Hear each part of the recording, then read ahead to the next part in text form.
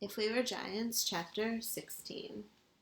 She wasn't touching the ground. Her body bounced along. At first, she thought she might be floating, but then understood that this boy was carrying her. A canopy of branches rushed by overhead. He stopped at a tree, a particular tree, the same tree as before. Again, he craned his neck to look skyward and called to his parents for help, just as he had done the first time. Kira was sitting on the floor, slumped against the wall for support. She could see the interior of the hut, but it was like she was viewing it at the end of a tunnel. She also couldn't tell if it was a picture from her memory or if she was really looking at it right now. It seemed like her eyes might be open, but it was hard to tell. She couldn't move her head to look around, or at least she didn't want to. It felt like too monumental a task to undertake. She could hear voices. They might have been inside the hut, but they were muffled. So maybe they were outside. Investigating this seemed much too difficult, and it didn't really matter anyway. Loba. Like, she's here, but not really here. She's acting like she did when she first arrived. What was that, 4 years ago now? Mayhem. Oh, the poor thing. What happened? Loba. She's never told us what happened before. What makes you think this time will be any different? Mayhem. I was talking to Luan. Loba. Well, good, because it's no use talking to her. The first time it took her weeks to snap out of this. Months, maybe. Mayhem. And since then, she has become our daughter. She is a hard worker and a good girl. Kira has earned her place in this home, and you know it. Loba. A pause. She has. I freely admit that, but what if it takes her weeks to get well again? Who will tend to her this time? Luan is older now, with responsibilities of his own, and much has to be done before Mayhem. It will take as long as it takes, and we will all tend to her, and that is that. Now, Luan, tell us what happened. All of it. Luan, I already told you, we were just tree walking near the ground to meet up with some of my friends, and we saw a group of hunters. Mayhem, why would a group of hunters make her react like this? Luan, they must have been from someplace far away because hunters. The word caused Kira to jolt upright. The back of her head hit a wall. The tunnel disappeared and the entire hut rushed to fill her field of vision, the light much too bright. And there was the family huddled together and staring at her. Kira? Luan bent down, looking into her eyes. Are you feeling okay? Hunters, no. She shook her head fiercely. Not normal hunters. Takers. Man dropped to one knee and rested a warm hand on Kira's shoulder. It's okay to be spooked. I understand that seeing people from distant lands can be unsettling. She rubbed Kira's arm reassuringly. But it's okay. This happens occasionally. We're completely hidden up here. All will be well. Yeah, Luan said. I tried to tell you. They're probably only on this side because the river is so low. After the rainy season comes, they'll stay on their side and not come back. You'll see. Kira opened her mouth to protest, but Loba stepped forward and spoke first. Were you by the river then? Taking her down there, in defiance of my orders, to jump on your foolish raft? No, father, I swear. We were just tree walking, playing around. Loba turned his gaze to Kira. Is this true? Yes, but she shook her head. The raft didn't matter. Loba was focusing on the wrong thing. These hunters, takers, will not stay away, will not stay on their side. They don't have sides. They think everything is their side. She rushed on, felt like she couldn't get the words out fast enough. When they see what's here, they will come back. They'll take everything until it's all gone. They'll take you, us, everyone, everything. Wait. Loba gave her an intense look.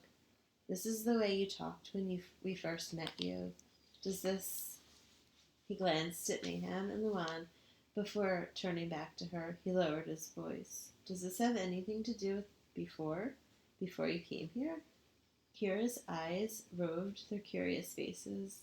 These people who had saved her life, cared for her, taken her into their family, had been incredibly gracious of them, but what would they have done if they had known the truth then? What would they do with her if they found out now? How could she possibly tell them she was responsible for destroying an entire community? That she was the reason everyone she had ever known and loved was. The answer was easy. She couldn't tell them. She wouldn't. She would never tell anybody. But what would have happened if the takers had seen her again this time, followed her back to this tree? As Kira watched their faces, so familiar now and so kind, she had a vision.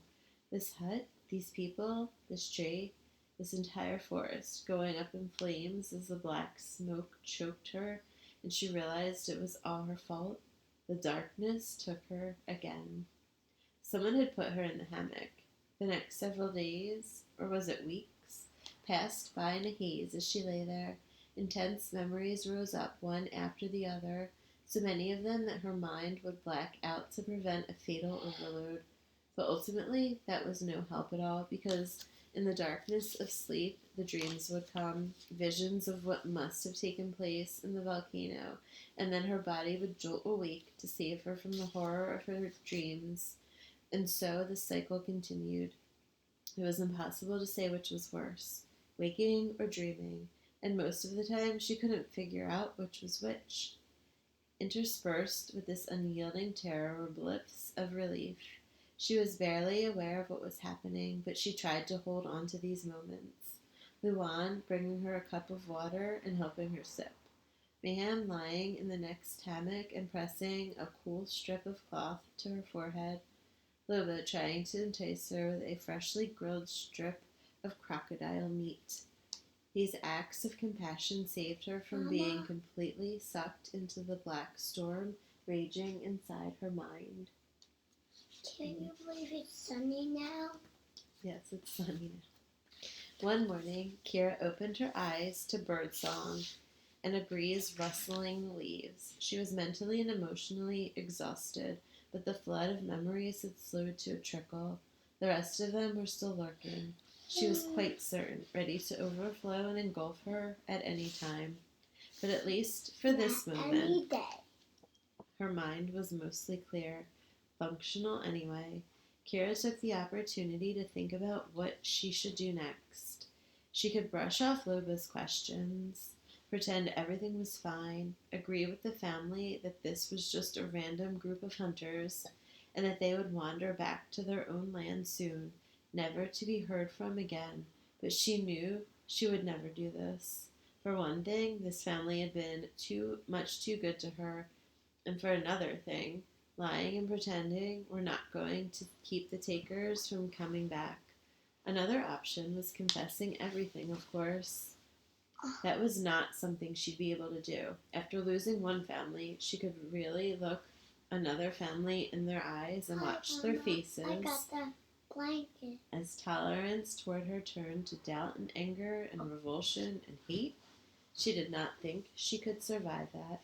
Survive? When the true answer came to her, it was so simple she was honestly shocked that it had taken so long. She must leave now and never come back. The fall of Zudo had been her fault entirely, but it was everyone else in her native community who had suffered. How? And what had happened to her? She was living comfortably with nice people, safely hidden in the trees, with plenty to eat. She didn't deserve this. Some part of her had always known this, and the gods would not allow it. That was why the takers had shown up.